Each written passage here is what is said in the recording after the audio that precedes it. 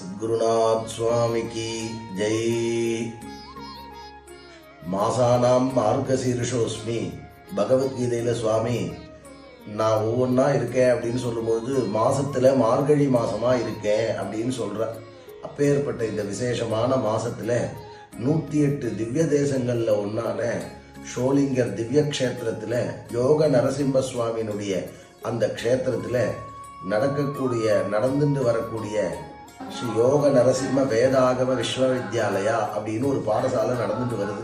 அந்த பாடசாலை மூலமாக இந்த மார்கழி மாசத்தை உத்தேசிச்சும் இதே பாடசாலை மூலமாக ஸ்ரீனிவாச வைபவத்தை அத்தனை பக்தர்களுக்கும் தெரிவிக்கணும் அப்படிங்கிற காரணத்தினாலும் இந்த பாடசாலையினுடைய ஒரு விசேஷத்திற்காகவும் இந்த கைங்கரியத்தை நடத்த இருக்கும். சஹஸ்ர வாருஷிகி பூஜா தினேன ஏகேன லப்யதே. இந்த சாதாரண நாள்ல ஒருவன் திருவாராதனை பண்ணி பகவானுடைய தீர்த்தத்தை ஸ்வீகரிச்சா ஆஜன்ம கிருத பாப்பானாம், முன்னாடி ஜென்மத்தில் இருக்கக்கூடிய அந்த பாப்பங்கள்லாம் போறது அப்படின்னு சொல்றான். அது போல இந்த மார்கழி மாசத்துல பண்ணா 1000 வருஷம் பூஜை பண்ணா என்ன புண்ணியமோ, அந்த தீர்த்தம் ஸ்வீகரிச்சா என்ன புண்ணியம் வருமோ அது வருதுங்கிறா.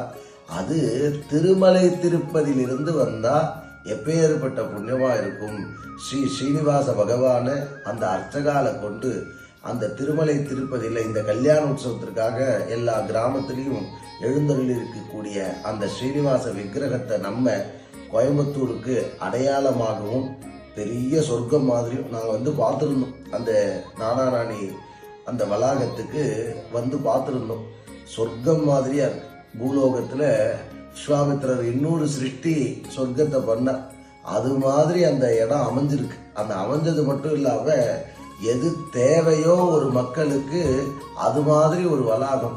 அதை பார்த்து இது மாதிரி உற்சவத்தை இந்த இடத்துல நடத்தணும்னு எனக்கு எண்ணம் தோணித்து ஸ்ரீ வைகுண்ட விரக்தார சுவாமி புஷ்கரணி தட்டே. வைகுண்டத்தை விரக்தி அடைந்து பகவான் எப்படி பூலோகத்துக்கு வந்தாரோ இந்த இடத்து மேல உள்ள மோகத்தினாலையும் கோயம்புத்தூருக்கே அழகும் அடையாளமும் சேர்க்கக்கூடிய இந்த நானாராணி இடத்திற்கு அந்த திருமலை திருப்பதியிலிருந்து பகவான் இங்க வரப்போறார்.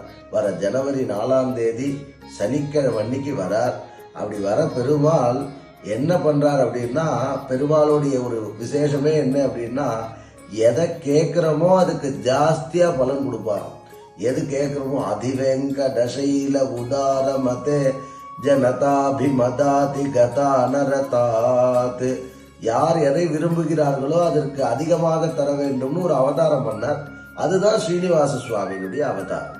அந்த அவதாரத்தினுடைய நோக்கமாக நாம நேரடியா போனா மட்டும் பத்தாது, இந்த மார்கழி மாசத்துல எப்படி கைங்கரியம் திருமலையில நடக்கிறதோ அது அப்படியே அதே மாதிரி அதே அர்ச்சகர்களை கொண்டு அதே வித்வான்களை கொண்டும் நமது ஷோலிங்கர் யோக நரசிம்ம பாடசாலை மூலமாக நாம பக்தர்களுக்கு தரிசனம் பண்ணி வைக்கணும் அப்படின்னு ஸ்ரீனிவாசருக்கு ஒரு எண்ணம். அதனாலதான் காலையில 7 மணிக்கு சுப்பிரபாத சேவை தரிசனம் பண்ணா இத்தம் ரிஷாச்சலபதே இக சுப்பிரபாதம். இந்த சுப்பிரபாதத்தை தரிசனம் பண்ணா சுவாமி அந்த கடைக்கண் பார்வையினாலேயே கருணை பொங்கிய கனினை வாழியங்கிறார் ஆழ்வார். அந்த கடைக்கண் பார்வையினாலேயே அனைத்து விதமான க்ஷேமமும் கிடைக்கிறது. அதுக்கப்புறம் நடக்கிற அந்த தோமால சேவையிலிருந்து திருவாராதனத்துல ஒரு 32 உபச்சாரம். இந்த உபச்சாரம்லாம் எதுக்கு, அதை ஏன் பண்றா, அது எப்படி என்னென்ன நடக்கிறதுன்னு அந்த சுவாமிக்கு பண்ணி அந்த பிரசாதத்தை கொடுக்குறோம். திருமலையிலிருந்து வந்த பிரசாதமும் தரப்போறோம். அப்படி தந்து அத்தனை கைங்கரியத்தையும் நடத்தி காட்டுறது மட்டும் இல்லாம சாயந்தரம் பகவானுடைய கல்யாண உற்சவத்திலேயே நம்ம வாழ்க்கையிலேயே செகண்ட் லைஃப் அப்படிங்கிறான், இல்ல நியூ லைஃப் அப்படிங்கிறான் இங்கிலீஷ்காரெல்லாம். அது ஏன் அப்படின்னா marriage is the good of the part of the லைஃப்ங்கிறான், முக்கியமான பார்ட்டுங்கிறான் இங்கிலீஷ்காரெல்லாம். அது மாதிரி பகவானுக்கு அந்த மேரேஜ் அந்த கல்யாணத்தை நடத்தினா எதற்காக பண்றோம், கல்யாணத்துல நமக்கு என்ன கல்யாண மந்திரமோ அதே தான் பகவானுக்கும். அந்த மந்திரம் எதற்கு, தம்பதிகள் எதனால ஒற்றுமையாக இருக்கிறார்கள், அதுக்கப்புறம் எப்படி மக்கள் பேரை பெறுகிறார்கள், அவர்களுடைய வம்சாபிவிருத்தி எந்த மந்திரத்தினாலையும் அவ க்ஷேமமா இருக்கா, அவ எப்பவுமே ஆனந்தத்தை எப்படி அனுபவிக்கிறா, இதெல்லாம் கல்யாண மந்திரத்துல இருக்கு. அந்த மந்திரத்தை சொல்லி ஒன்னு அர்த்தம் சொல்ல போறது. காலையில திருமஞ்சனம், சாயந்தரம் கல்யாண உற்சவம், அதுக்கப்புறம் ஏகாந்த சேவை. இது பார்த்தா கூடியிருந்து குளிர்ந்தேலோர் எம்பாவாய். யாரு பார்க்கிறாளோ அத்தனை பேரும், எத்தனை பேர் ஆயிடுச்சுன்னு வந்து பார்க்கிறாளோ அத்தனை முறை பார்த்த புண்ணியம் கிடைக்கிறது. அது மட்டும் இல்லாம இந்த மார்கழி மாசம் பார்த்தோன்னா 1000 முறை ஒரு பங்கு ஜாஸ்தி. அனந்தம் விட்டு சந்நிதம்னு நம்ம நோக்கி பகவான் அந்த கருணா கடாட்சத்தை நம்ம மேல போடுறதுக்காக வரா. நாம எல்லாரும் வர ஜனவரி 4ஆம் தேதி சனிக்கிழமை அன்னைக்கு முழுக்க அந்த பகவானை பார்க்கறதுக்காகவே இருந்தோம் அப்படின்னு சொன்னோம்னா, வாழ்க்கையில இது ரொம்ப எனக்கு அடையாளமான தேதின்னு சொல்றா பாருங்க. அது வர ஜனவரி 4ஆம் தேதின்னு நம்ம டைரியில குறிச்சு வச்சுக்கணும். அப்படி பார்க்கிறவா அத்தனை பேருக்கும் ஸ்ரீனிவாசர் அத்தனை விதமான கிருபையும் வேதமாதாவுடைய ஆசீர்வாதமும் கிடைக்கணும்னு பிரார்த்தனை பண்ணிக்கிறேன்.